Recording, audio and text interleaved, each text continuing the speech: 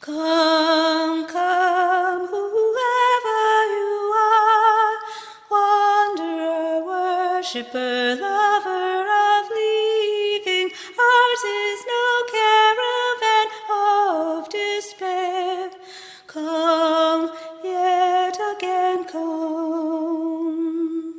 Come, come, whoever you are, wanderer, worshipper, lover of leaving. They cover everything that we celebrate with this time of year. So I always look forward to the hanging of the greens of the Unitarian Universalist Church. So thank you, Jim and Dale. When I looked at the thermometer this morning, the temperature was still in single digits, but the first number was a 1. 15 so.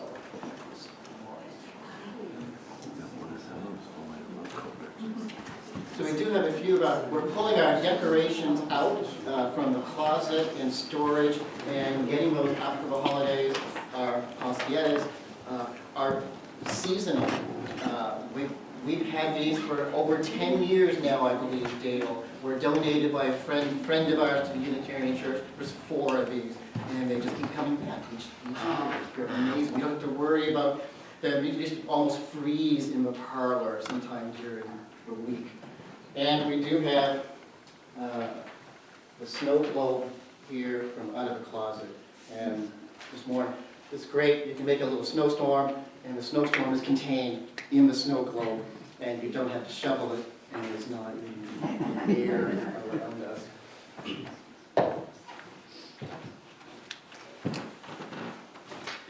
So Bill White is doing the service today. This is the first Sunday of Advent. He'll be bringing the message a little later. It's on the book of Revelations. And as you may have noted on the bulletin, this is hand-designed by Bill. We're calling it the Dr. White font. You follow it through. So it's the only service leader I know that actually submits the master copy of a bulletin in the hand font. So I appreciate that special touch, Bill. And our prelude this morning, we're going to start off with Handel's a section from the Hallelujah chorus, played by our very own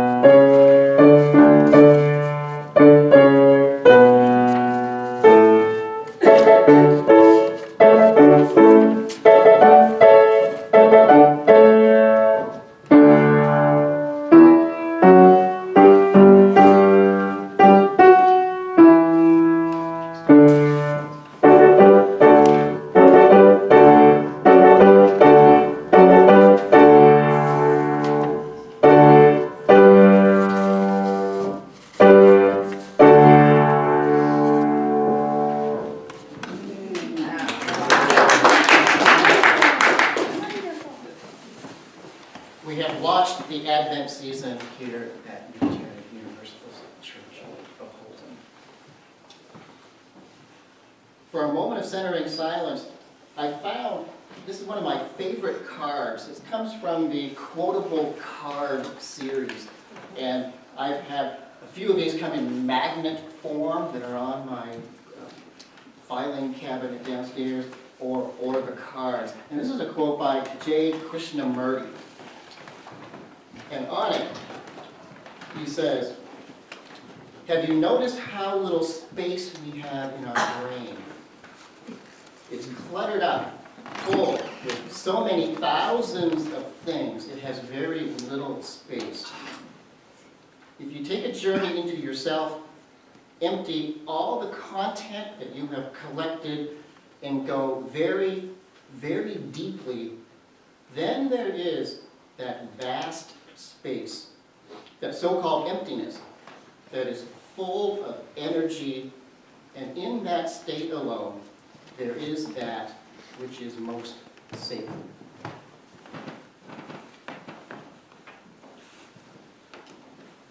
This is very much an Advent exercise on the card.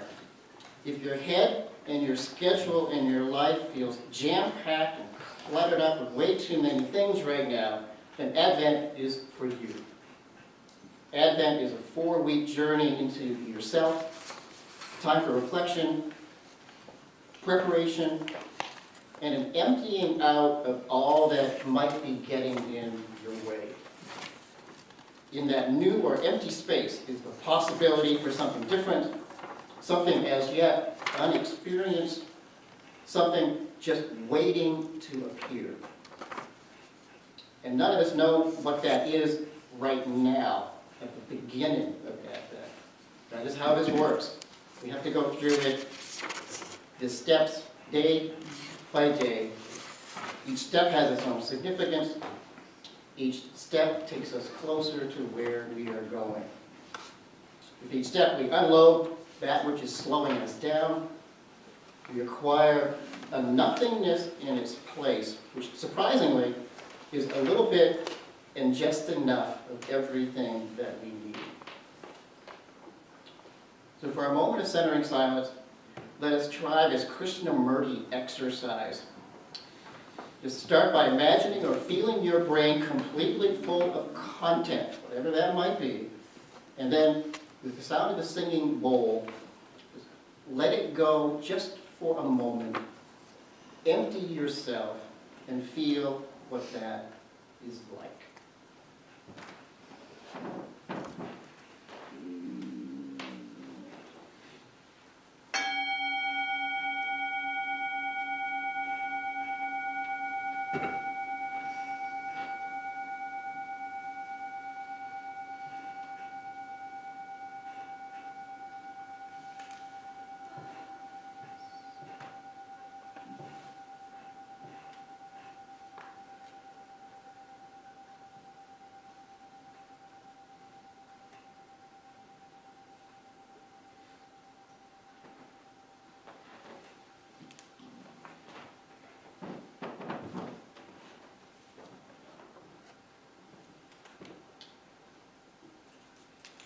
So several people this morning have asked, what's the glass container on the altar all about? So last week, Lee mentioned a sermon by Michael Fasullo delivered years ago called Leaf Mold.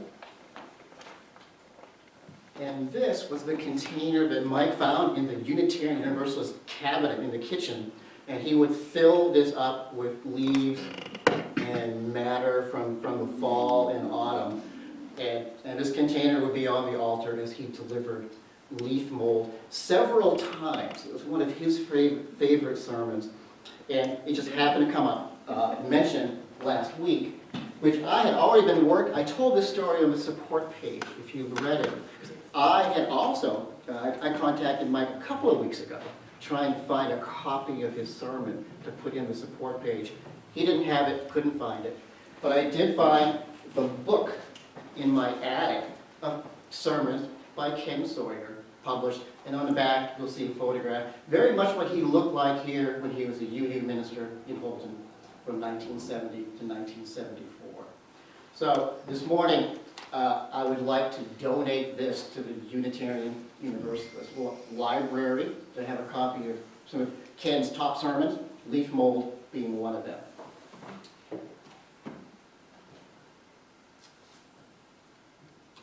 Betty, if you would help me light the chalice.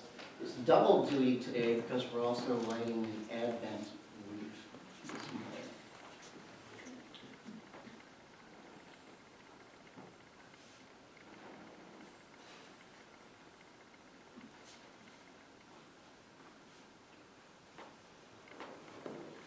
We light this beacon of hope, sign of our quest for truth and understanding, in celebration of the life that we share together as we enter this Advent season.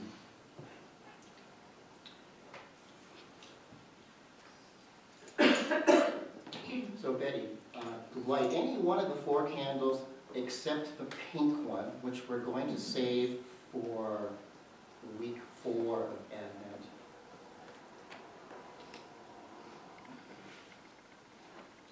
And just extinguish the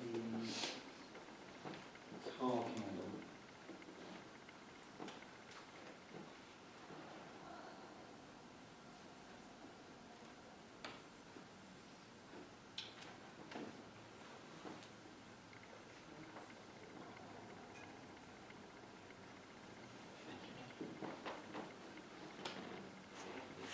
So we light this first candle of Advent for Revelations, the topic of Bill's message for today. For Advent, Revelations is an opportunity for seeing something new. What do we see? What will we see that we haven't seen before? Bill will have more to say about this and the visions of the Apostle John. In this season of Advent, what will be revealed to us? Opening words. Stephen, I believe that is you.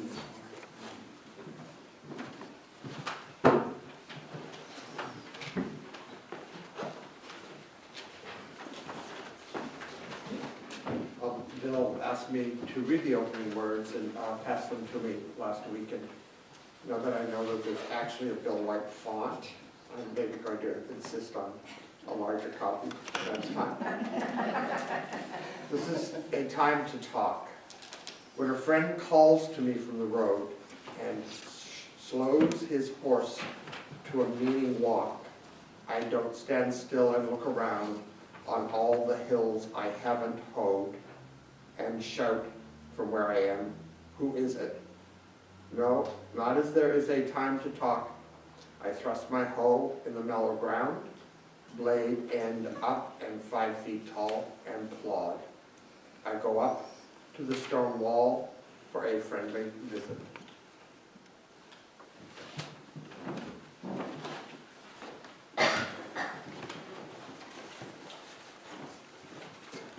So in the bulletin, you will find song sheets this morning. Bill found 2 songs he wanted for today's service. And the first one is When the Saints Go Marching In. You'll find it on the insert for the bulletin. And Dale, did you want to comment on this? Yes, there was a 4th verse that Bill wanted in there, and I hand wrote it in, and I hope you can read it. Some say this world of trouble is the only one we need, but I'm waiting for that morning when the new world is revealed. I hope you can read it. And I hope you sing it good and loud. And I will say that, Bill, should I say who wrote this? Pardon? Shall I say who wrote this? Sure. Louis Armstrong wrote this. So in honor of him, let's sing it right out, because we are the saints. All right. Shall we stand?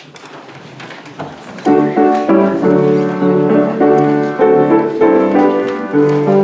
you.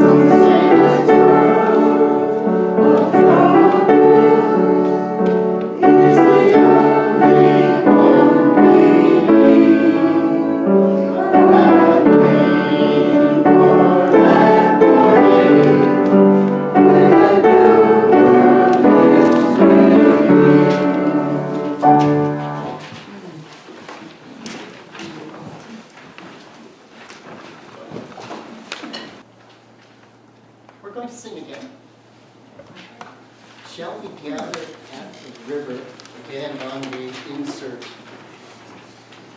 And we will sing all 4 verses, and let us stand again, if you so choose.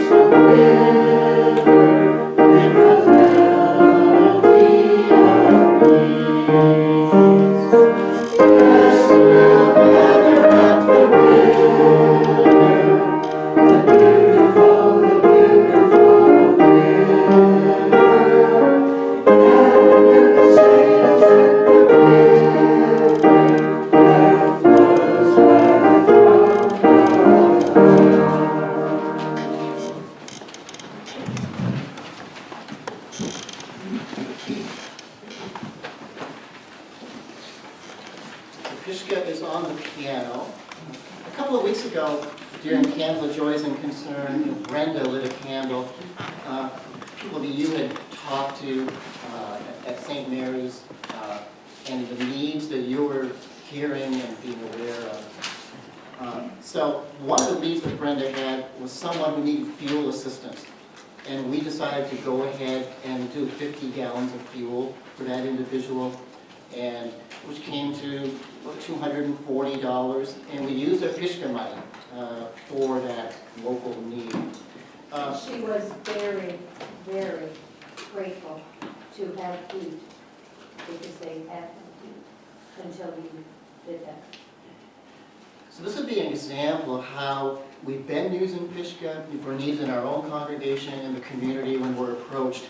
And we anticipate, as Brenda was sharing these stories that she's heard, all of us have been hearing the feedback. And we're anticipating more need this winter. And so we'll be hearing about it, we'll be checking in during announcements or the offering, and trying to decide how best to use Pishka funds as the winter goes on. So please be generous with that, and we'll keep you posted as we send money out to that. Dale? Yes, another big need was Brenda mentioned that the people that are coming to St. Mary's have almost doubled. So the board voted to give $500 from the Pishka to St. Mary's Food Pantry. So that has been done. And so that will help a lot because money by food pantries can purchase a lot more than our food brought in from the grocery stores. So thank you all, and keep that Pishka filling up so we can keep meeting local needs. Thank you, thank you. Offertory selection this morning, Bill selected, he had a CD, which we have not played that format as much lately. Fortunately, we still have our classic Bose Wave radio CD player, and we're going to be using that this morning for the block number Sheep Make Safely Rails. And for our person to circulate the plate this morning, I'm looking at John Lloyd as the individual to assist this morning. We have a plate right here. We don't have any Please, today. during the offering, This is for the Pishka. No, we're gonna the Pishka and the piano, the fofo, organ fund jars, and the building fund jars No, also. we don't have any money. We don't give. Let us give the We hearts only of give them gladness. first and second. No, wait.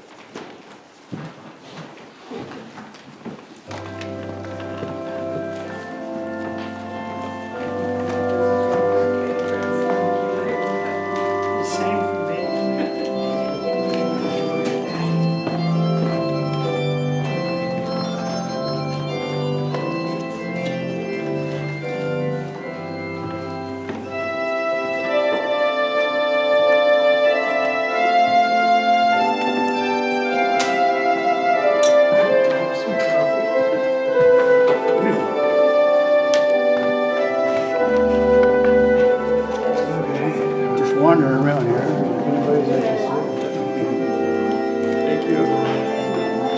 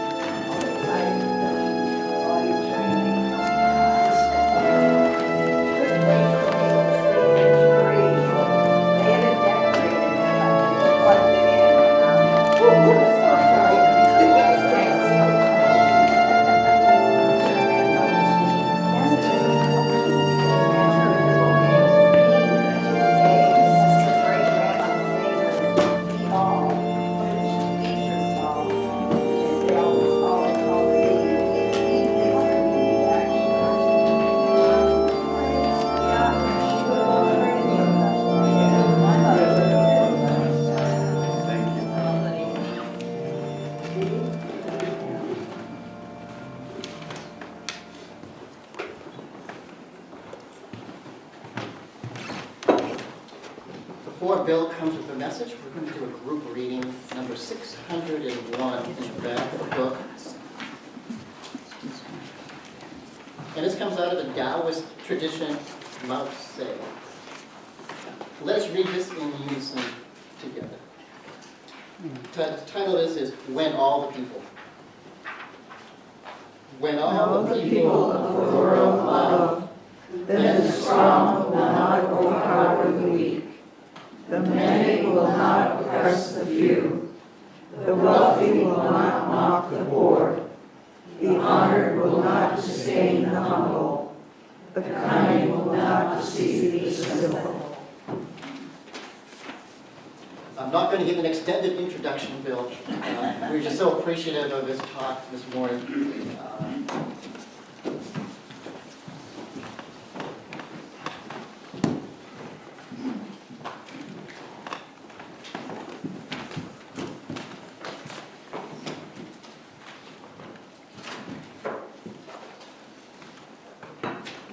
don't have to worry, I'm not going to read all the stuff that's in these books, because you know my handicap. I want to thank Dave for doing all the hard work for me. And also,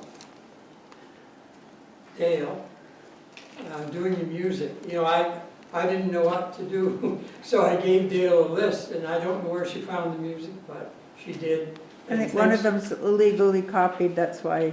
Oh, well, you are forgiven. Don't say anything. We won't say anything. Okay. I just want to say that the first one she played, of course, is from the Messiah. And of course, the Messiah is going to be big this month. But the other thing is, it's also from the book that we are looking at today. The other thing is, the song is jazz music from Louis Armstrong, and the Saints Go Marching In. Another song from Revelations. And if I have enough time at the end, I'm going to read some more songs, because Revelations is filled with songs of all kinds.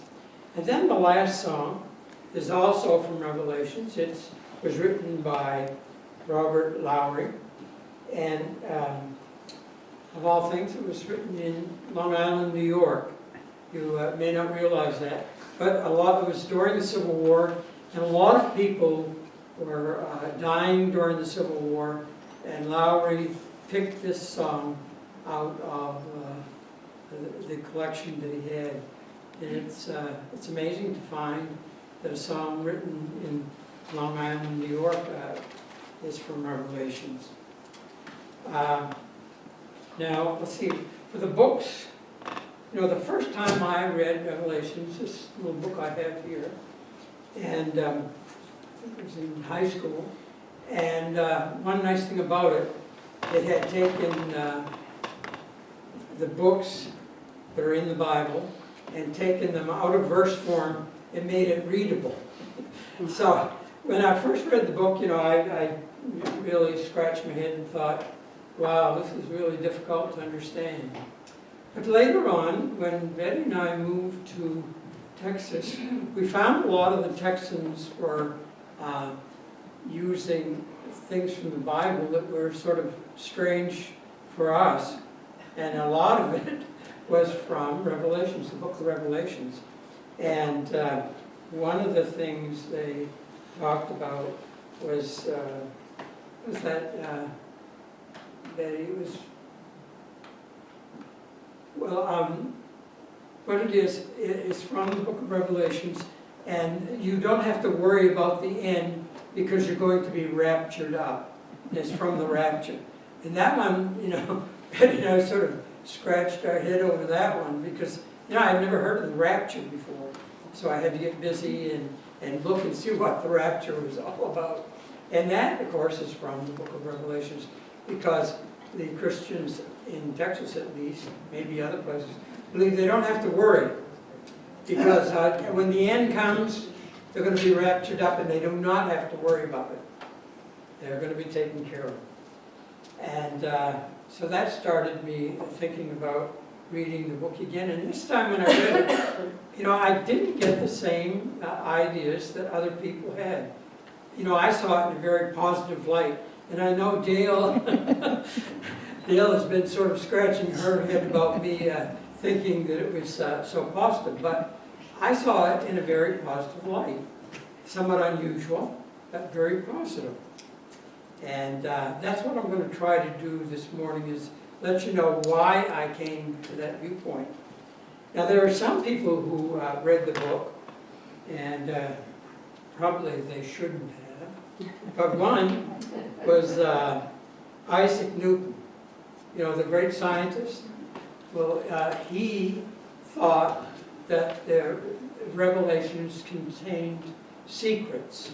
And so he spent almost as much time reading the Bible and trying to figure out the secrets as he did his scientific work. And I have not read the book, I've read excerpts, but I must say, he should have stayed to scientific work. It didn't work out too well.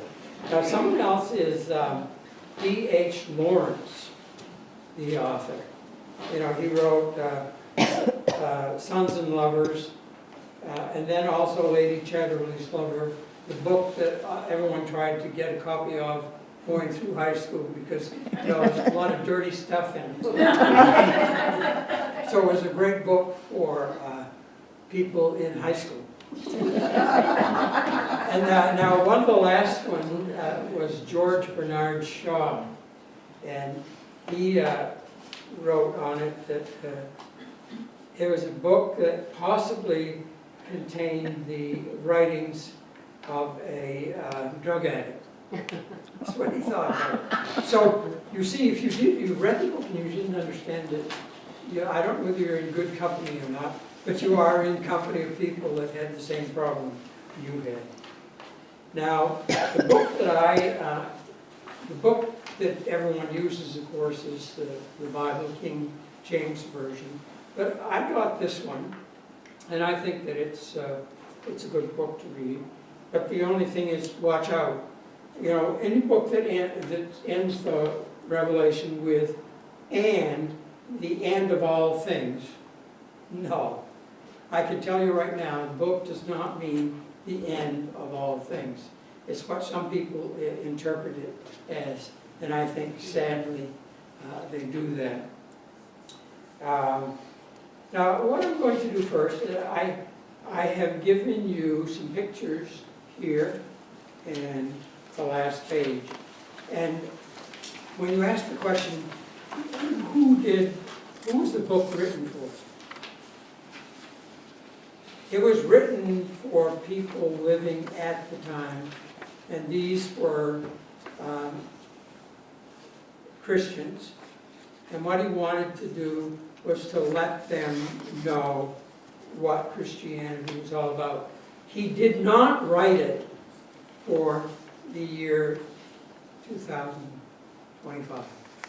There are people who read it and interpret that way, and you look at some of the programs on TV, and you'd be shocked. You think, you know, in my mind, how could someone 2,000 years ago write a book for people in 2025? Well, the book is for anyone who wants to read it, but it's not specifically for some of the interpretations that they come up with. And I'm going to deal with them a little bit later. These interpretations are, I don't know where they get them from, beyond me. Because the book has love in it and hope. And that is not what some of the people come up with. You know, they say it's one of the most dangerous books they've ever read. Now, what I'm going to try to do is to tell you a little bit about the author and why he wrote what he did and where he was when he wrote it. And then I'm going to try to give you one of the stories that is in the first part of the book. And then I'll try to give you the second one. And I want to show you how the books end in a very positive way. They do not end in a negative way. They may look very negative as you go through them, but that is not the case. Now, to give you some aids, if you want to read the book, you know, asking Unitarians to read something like this may insult them. But believe me, I had to read that introduction because, you know, what you need to do is put down your home, whatever you're doing, and talk to people, listen to them. Because what you're going to do is run into a number of people who take this book very seriously. It has had serious impact on our government, and it has impact on our language. It has impact on a lot of things we do in the United States. And you'll find that, as Betty and I did, a lot of people will come right up to you and say, you know, it's the end of time. It may be tomorrow. And I always thought, as a joke, it would be great to put my sweatshirt, pair of trousers, and shoes on my front steps someday. When people walk by, they'll think I have been raptured up. But I didn't do it because it was a serious thing in Texas. And I didn't dare do it. Okay, let's see. First of all, the author, John, he was somewhat of a rebel. You know, he was living at the time. These 7 churches, I have those in the book, in the last page here. The reason I put that in so much detail, to remind you, when you read the book, this is why the book was written. It was for these 7 churches. And what I did was give you a little bit of information on what the message was he wanted to bring to them. Because what he really wanted to do is to give them support. He could no longer give them support because he was such a radical that he didn't agree with anything the government was doing and the way they were running life in society, and he said so. And what they did was, I don't know what they put him on, probably a boat, and they took him out to the island, and you'll see the island on this, I don't know if I can see that or not, this Patmos. He was sent there in exile. And the other thing I have to tell you is, people think that he was writing in a coded message. Because when you read the book, you think, what the devil is this all about? He was not writing in a coded message. If it was a coded message, it was the most obvious code that you could ever imagine. It was almost in the first words in the book, he tells you he is writing about Jesus.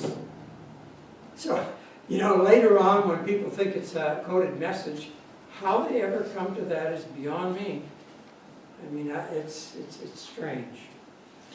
Well, let me start. And the other thing that I've given you is a picture in here. Because if you read the book, it's nice to have some photographs to go by. Because some people, yours is going to be a lot smaller than mine. Because a lot of people think that, you can imagine what he's saying without pictures. I recommend pictures, and the painter that I suggest is the one on your front page here. It's Albert Dürer. Those pictures, I think he does the best example, because some of them, I think I put one in the back here. They are ridiculous, because when the message is given to you in the book, it's given very clearly. Like something I'm going to talk about in a few minutes here are the 4 creatures. You know what they do? You see 3 creatures, and then a human being is part of the other one. I mean, that's not what he says. That's why I recommended this first painter, because it makes sense. Let's see, do I need to? Oh yeah, the other thing that will help you. Have you ever gone to see the latest movies? What do they call it? Let's see. The science movies. You can help me with it. Our son always liked Star Wars. Yeah, Star Wars. You might want to sit yourself down and look at Star Wars. Because the people in Star Wars are very similar to what John talks about. The thing that's different is, John's story is very different than what Star Wars were about. But what you'll find is that John and the author of Star Wars were using the same technique. The other thing I have to tell you about John, he's one of the most amazing authors that you can imagine. I mean, someone, when you look at the story in detail that he tells, which are exactly in letter form, it's amazing. He was no dummy, I'll tell you that. And his style of writing is incredible. So I can understand now why teachers in high school wanted us to read that. I didn't know it at the time, but it's the style of writing. You know, it's a style that is very, very different. And the other thing I guess I need to tell you is that John, Latin, or I guess his Greek was really his second language. It was not his first language. So he wrote in a very strange way. I had an example here of what he would say. It's, well, in the usual way of writing, he didn't write that way. What he said was, I am John, and I bring you a story of the one from the first, and the one who had died, and from the one who would come again. You know, and that was not the way they wrote back then. What people who translate his book, they say it's one of the most difficult things to translate because he was not native. So his language he wrote in was very difficult to translate. And I'll tell you what, when you read it, it's beautified. Because what the church did, they took what he wrote, and it was so difficult to understand, they made sense out of it. So when they wrote it, they essentially made his language look great. Because some people say, well, what's wrong with you? It's not great. It's hard to understand. Okay, now what I'm going to do is, first of all, start with the diagram that I gave you. Dave, this is more low-tech than I thought it would be. Because, you know, everything he did was low-tech. I'm a very low-tech person. Well, what the first thing is that John claims he was in the message from Christ, and he's down on the ground, of course, and he is reciting what he sees. And the voice says, John, come up here.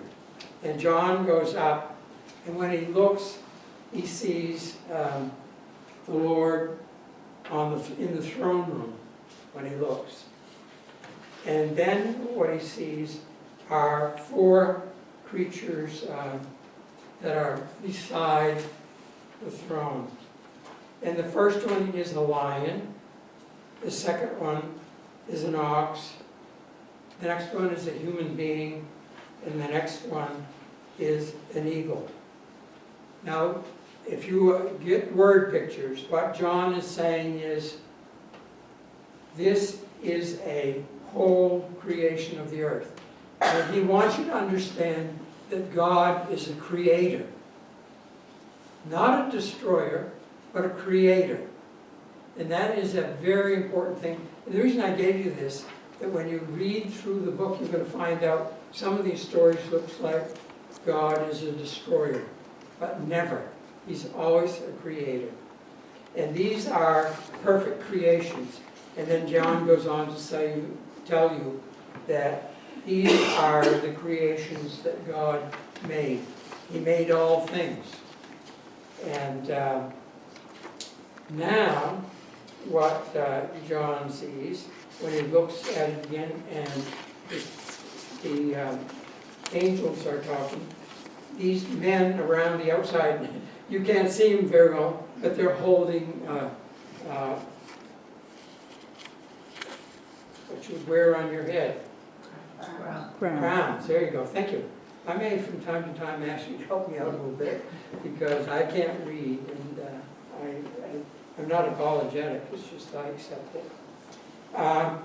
But these people that are carrying crowns around, they bring the message that John wants to bring.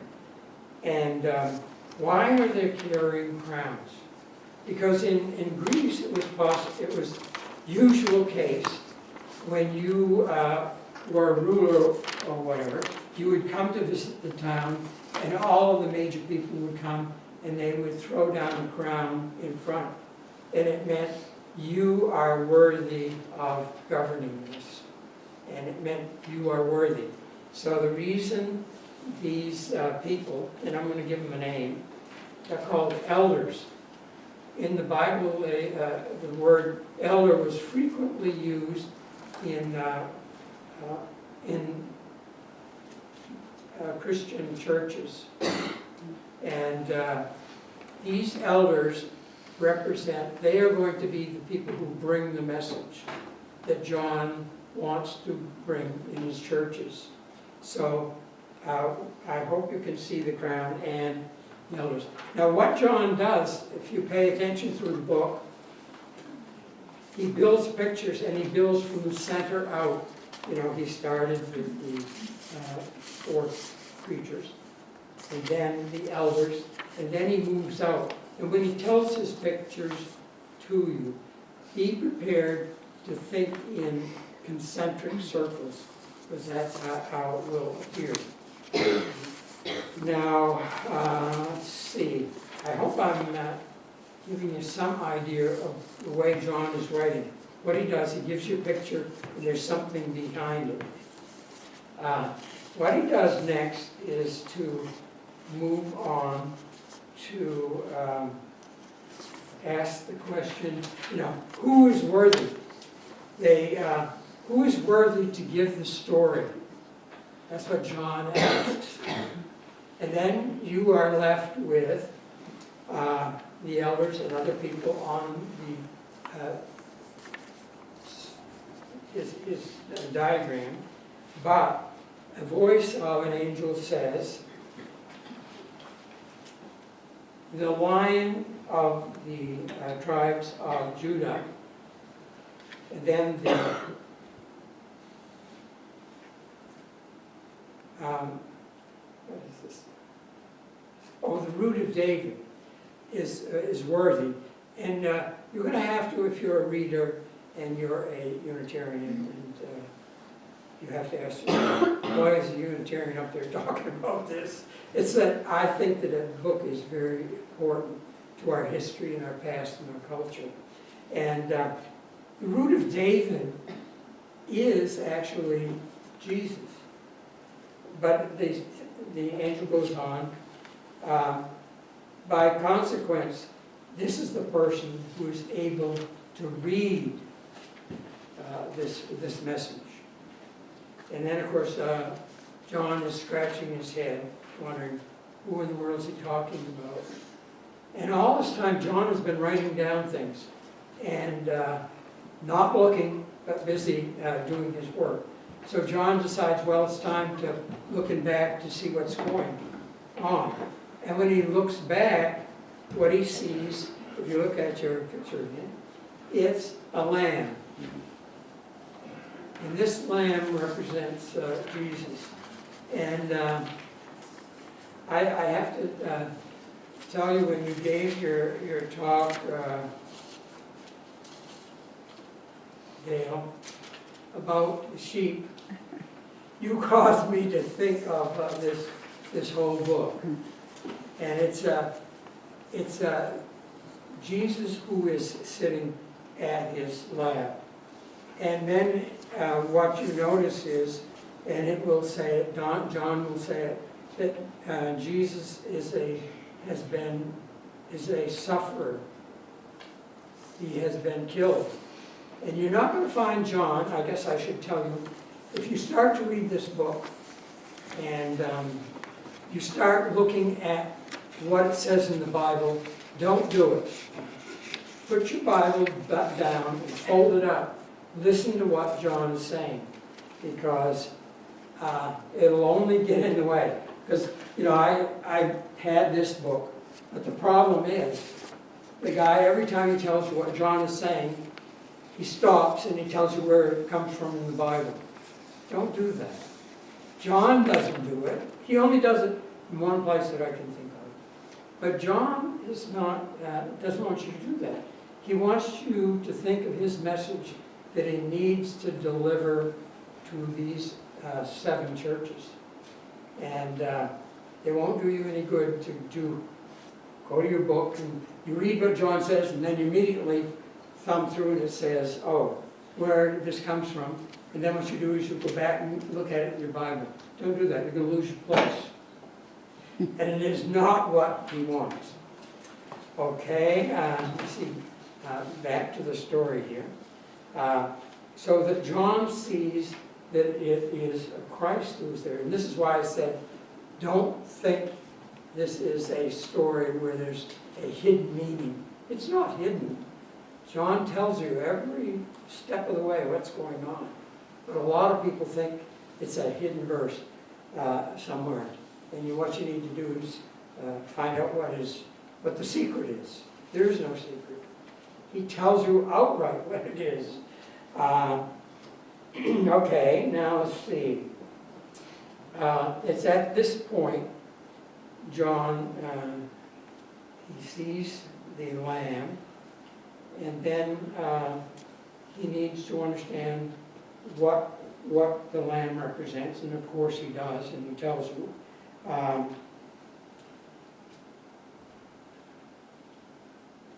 But John is not using word pictures at this point. He's sort of telling you what this real story is that he wants taken back to the 7 churches. And it is John finds out that it is the lamb who is going to tell the story. The lamb is worthy, because the whole thing goes through a long section of who is worthy to tell a story. Who is worthy? Do you remember that in there, in the story? And then John finds out it is Jesus who is going to reveal the story. Well, the story begins. I didn't make a copy of this to give you. I thought it was too not low-tech enough. So I'm going to do it low-tech. This is part of the story that John begins to tell right here. And the reason that John wants to tell this story, he wants the readers to find out what it's really like living in Rome. What are all the problems? And John dislikes Rome culture intensely. So you're going to find out he's not very nice to the people of Rome. So of course, this is one of the reasons why they want to get him out of there on an island. So he can't do these sorts of things. Well, the first thing that the lamb reveals is a horseman on a rider on a horse. And this rider has a bow and arrow.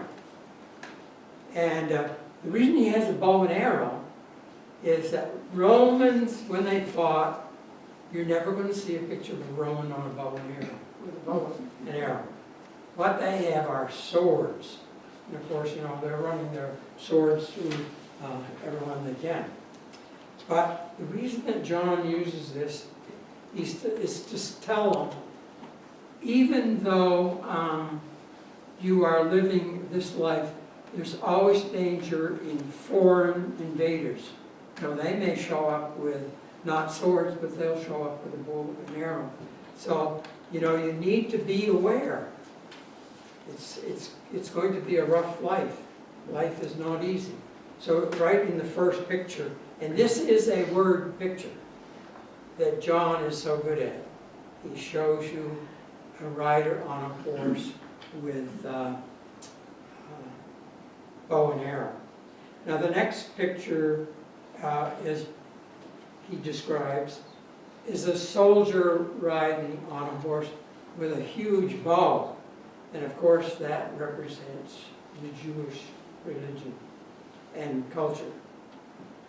And he's really telling people, you're not going to be safe even with the Romans, because the Romans have the Pax Romana. You know, and that was supposed to make people safe. You didn't have to worry because the soldiers fought everyone and they made life safe. But the Pax Romana, John is telling them, well, don't be assured it'll save you, because it may not. Things happen, and you may get killed that way. Well, the third one is a soldier carrying a, let's see, it's the, what would I call it? the scales, scales, if you were in a store weighing things out, you use scales to weigh those out. And what John is telling them, this word picture is, don't listen to the Romans just because they bring food in from everywhere and they tell you there's going to be plenty to eat. It doesn't always happen. There are famines, there are food shortages, crops fail, and all those sorts of things. And that is what John is telling them in the third. Now, the last one is kind of a confusing one because it's a skeleton riding on a horse. He has sort of a greenish color. And what John is telling them is that death can come from any source and from any angle. Don't think that Romans are going to save you from death. They can't do it. No, it won't happen.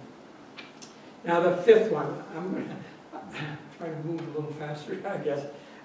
The fifth one is how long will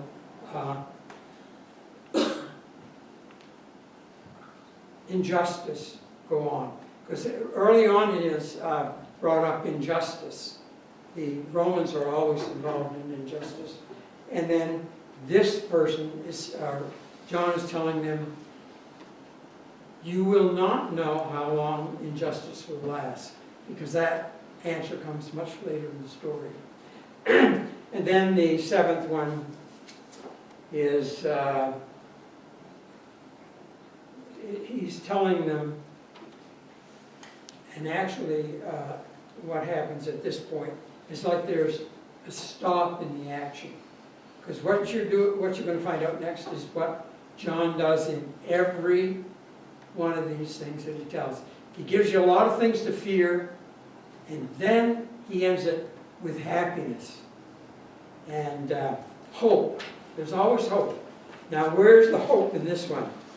And he tells them that essentially that the future hope is in God. And he tells you that very clearly in a very nice way. And again, it's not danger he ends up with. It's always danger and then hope. And this he describes in a very wonderful way, and it is hope. Now what I want to do is I want to move on to one of my interpretations of this. Now the next session is the one that everyone has great fear of. And this is the one that everyone thinks that, they're going to die tomorrow. And it's the one this guy mentions in End of All Things. No, I'm sorry. The book does not end that way, and the story does not end that way. And unfortunately, I'm not going to have time to tell you why. But I do have time to tell you one of the other interpretations of what he tells. And this is the 7 trumpets. In this section, each trumpet blows, and wow, it's stuff that they don't even write well in horror stories today. By the way, if you want someone to tell you what goes on in these stories, you probably should get a teenager. Because a teenager is great at all of these horrible things. They haven't seen it and telling you what oversized. they are and what they mean. And that's what I suggest, have a teenager reading it with you maybe. And they'll do a pretty good job of telling you what's scary. But just remember, the scary part is going to be followed by hope. Well, in Texas, what Betty and I found out, that these 7 trumpets, when they blow, they tell you horrible things are going to happen. And that's probably, was that the most scary part for you when you read it? Yeah, it is. It's scary. But they want it to be scary because these people back in the 7 churches, they need to be helped and converted and scared of him so that they'll believe what he's saying. So let me start. I'm going to have Mary Ellis help me with this. I'm going to read all the scary parts. And then I know Mary told me, she said, what, you're going to have me do read all this evil stuff? And I said, well, it ends with joy. So, So I'll read the evil part of each one of the trumpets, and you can tell them what some people believe. And I'm telling you, I have a hard time understanding why they believe this. Because it doesn't say this anywhere in Revelation. It doesn't do that. They're making it up. They have overactive imaginations. That's what the problem is. All right, the first one is an angel there's fire that drops down on the earth. And there's hail in the fire, and there's blood in the water. For some reason, blood seems to play a big part in all of these little stories. And 1/3 of earth is burned out. And what you find is that John has a great propensity to use 1/3. Every time one of these things happens, the result is 1/3. Maybe it's a good one that he was able to follow each time. But now, All right, 1, the trumpet sounds. Hail and fire from heaven signify bombing World War I, 1914 through 1918. yeah, so that's what they believe. World War I, they picture that in there. Now, where does that occur in any of the things they mentioned in the beginning? It doesn't. These people are overactive in their thinking. 2, great mountain is coming down, covered with fire, into the sea. And 1/3 of the sea is turned to blood. The fiery mountain is the atomic bomb at Hiroshima at the end of World War II, 1945. Another one they use war as an example.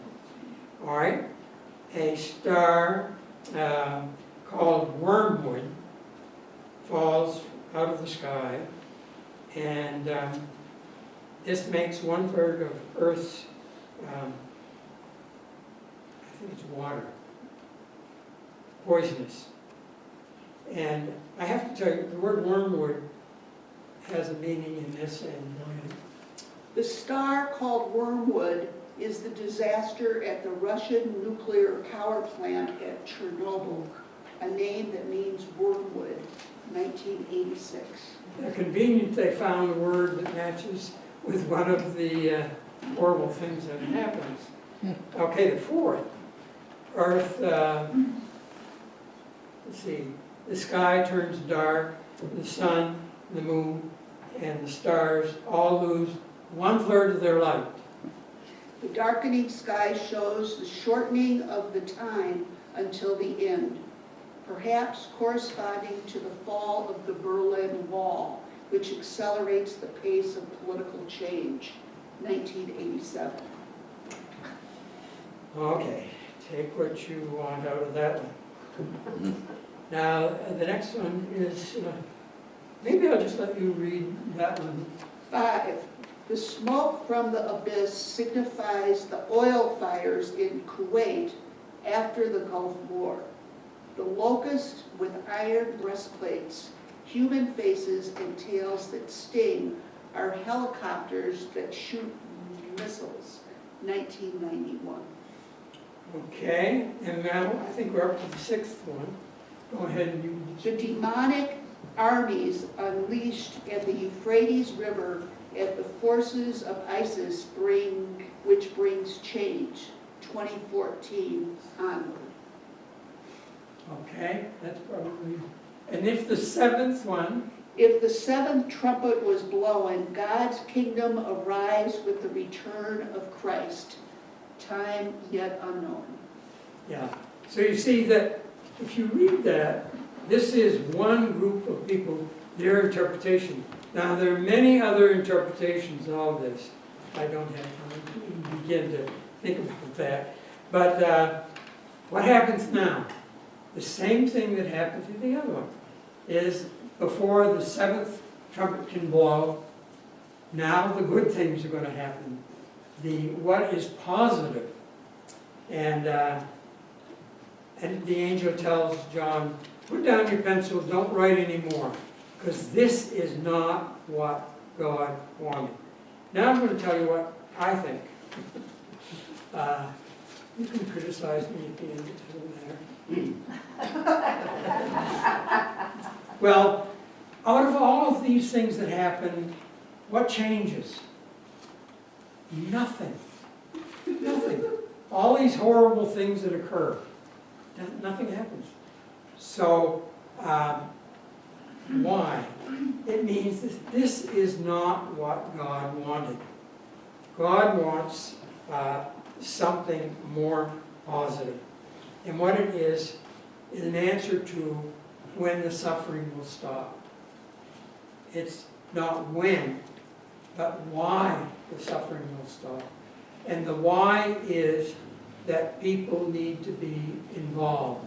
They shouldn't stand idly by or sit idly by and expect things to be taken care of. They need to be active themselves in what's going on. And that is what, of course, goes back to what John wants the 7 churches to do. And out of this, I can only tell you that there are very positive things that happen. Now, I don't want to go on any longer.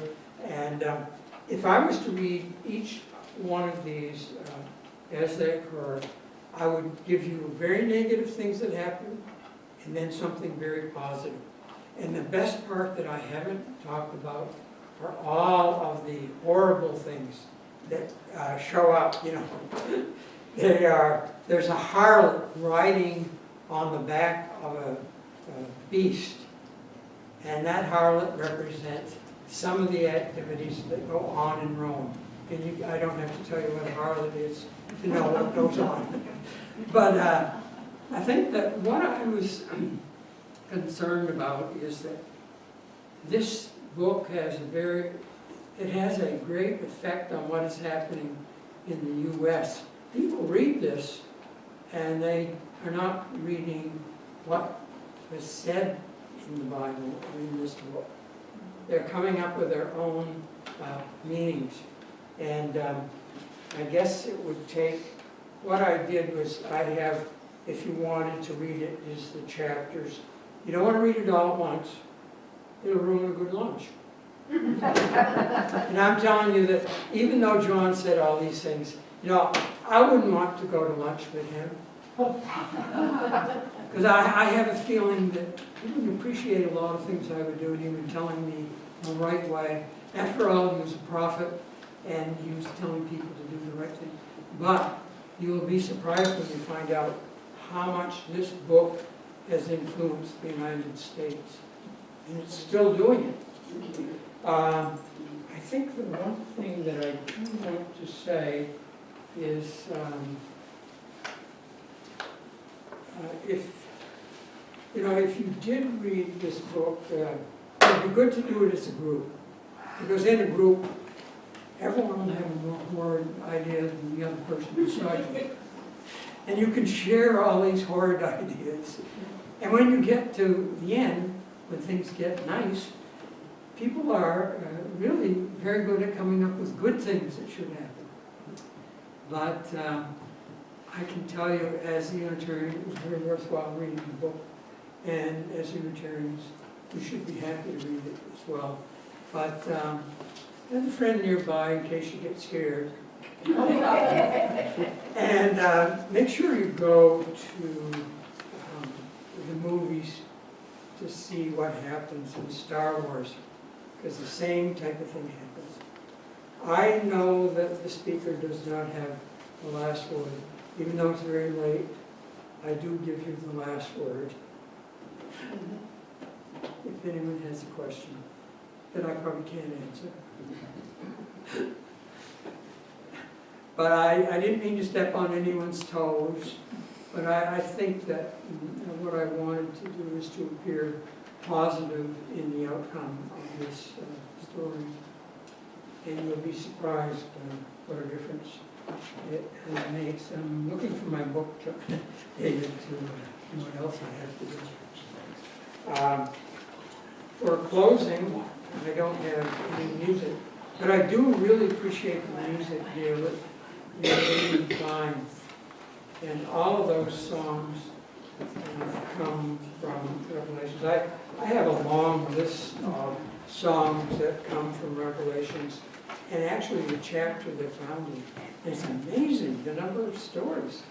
And it was the black community in the United States was buoyed up because, remember, all of these have very positive things that happen.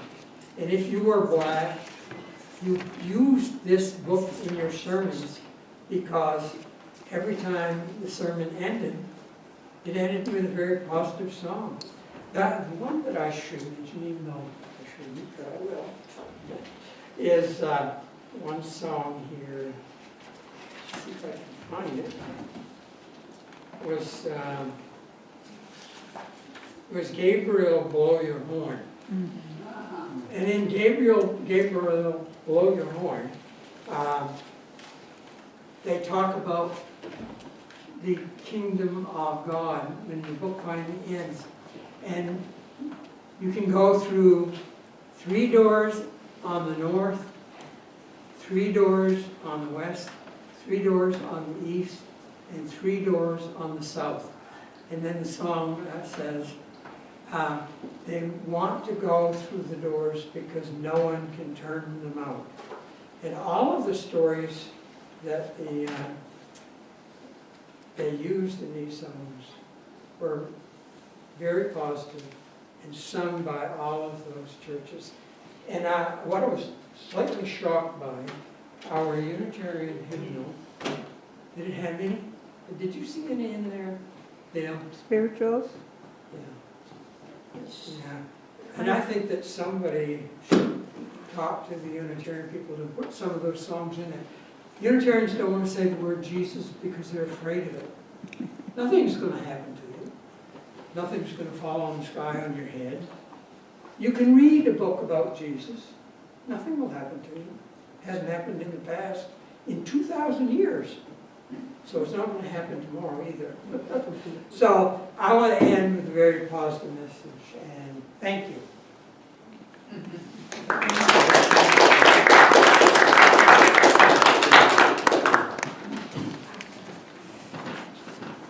Thank you, Bill. You were not hesitant to tackle a very controversial topic.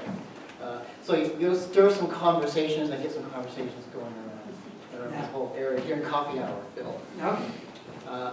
It's interesting to have Advent, the beginnings of the story, and Revelations combined, the end of the story combined during this particular season of the Messiah.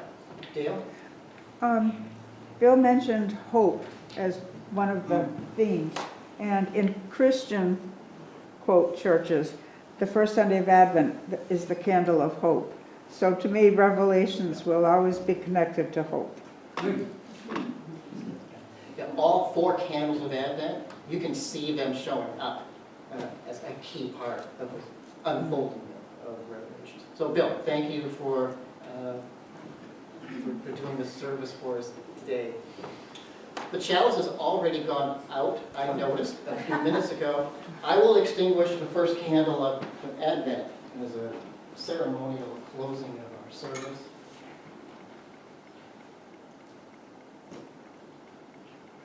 Three more candles to come. We want to thank everybody for tuning in today. If you'd like to show your support, please hit the like button, subscribe to our channel if you're not already subscribed, and help us out by sharing this message by clicking the share button. If you'd like to make a monetary donation to you, Church Houlton, there is a link to our online donations in the video description down below. And again, thank you so much and have a blessed day.